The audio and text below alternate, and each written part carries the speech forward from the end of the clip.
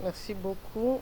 La réunion de conjoncture d'aujourd'hui porte sur la situation de conjoncture de la période du 1er au 5 février 2021.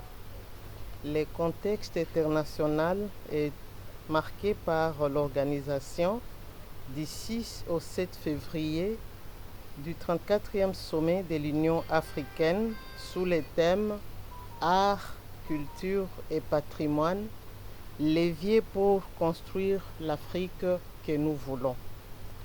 Les points suivants ont été examinés lors de ces sommets. Le rapport sur la réforme institutionnelle de l'Union africaine, le rapport sur les progrès de la réponse de l'Union africaine à la pandémie à coronavirus et les élections et nominations à la direction de la Commission de l'Union africaine. Le contexte national est marqué par la prise de fonction le 5 février du chef de l'État, président de la République, à la tête de l'Union africaine. La visite officielle du chef de l'État du 1er au 3 février en Égypte, laquelle a conduit à la signature des contrats de coopération, notamment dans les domaines d'infrastructure, énergie et de traitement de l'eau. Le premier volet de ce contrat est estimé à 416 millions de dollars américains disponibles grâce à Afrexim Bank et le second est de plus de 580 millions portant sur un investissement global de près d'1 milliard de dollars américains. La signature le 1er février d'un accord portant sur la sécurisation des opérations immobilières et hypothécaires entre les ministres des Finances, des Affaires foncières et le président de l'Association congolaise des banques. Cet accord indique que toute transaction financière des biens fonciers et immobiliers d'un montant supérieur à 10 000 dollars devra se réaliser par voie bancaire à partir du mois de mars. La tenue à Lubumbashi par le Comité national de l'initiative pour la transparence des industries extractives, ITIE en sigle, d'une série d'ateliers des parties prenantes, c'est-à-dire les institutions publiques, la société civile, les entreprises extractives pour améliorer les outils de la mise en œuvre de l'ITIE en République démocratique du Congo proposés par le secrétariat technique de l'ITIE.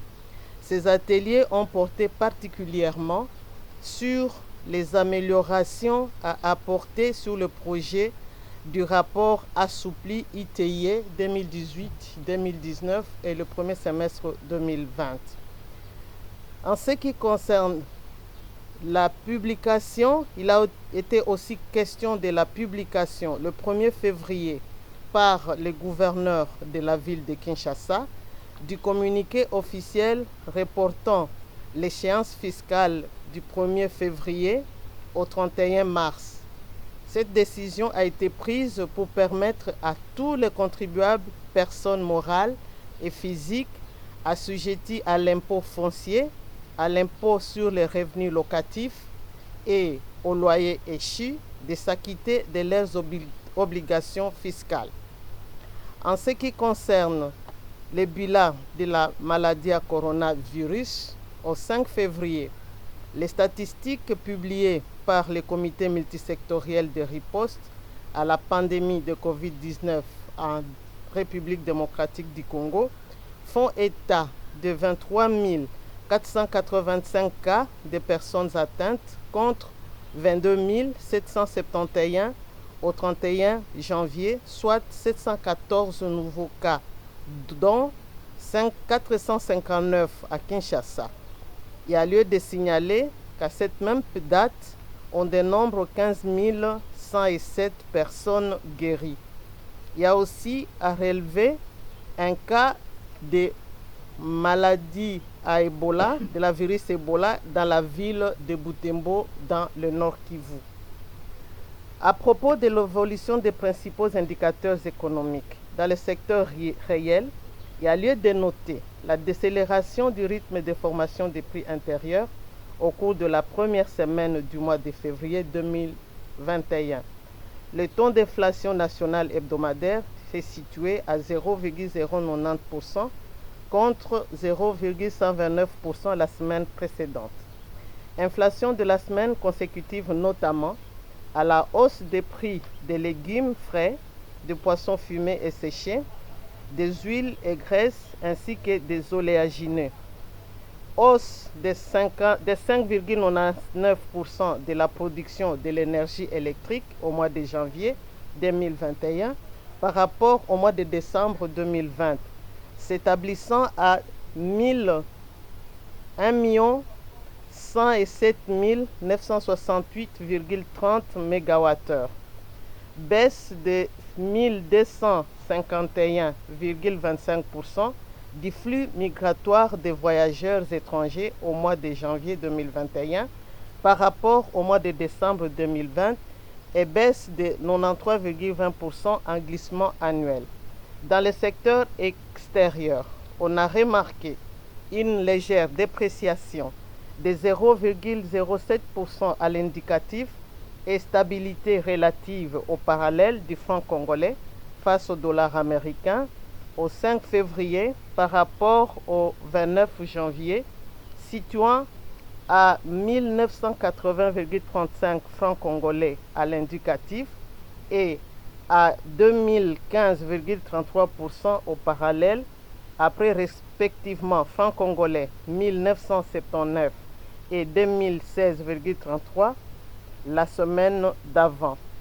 Une hausse de 1,53% des réserves internationales au 29 janvier, se chiffrant à 692,94 millions de dollars américains contre 682,48 millions de dollars américains au 22 janvier. Ce niveau de réserve correspond à 2,85 semaines d'importation des biens et services sous ressources propres.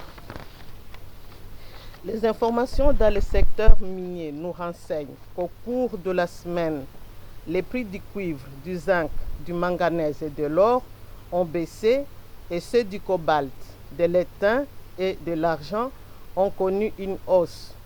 Le prix du cuivre a baissé de 0,78% et s'est situé à 7 837 $ la tonne, et celui du cobalt a connu une augmentation de 8,23% pour se situer à 43 817 $ américains la tonne. L'étain s'est négocié à 24 431,19 $ la tonne. Au niveau national, au cours de la période sous revue, les activités minières se sont déroulées normalement sur toute l'étendue du territoire national.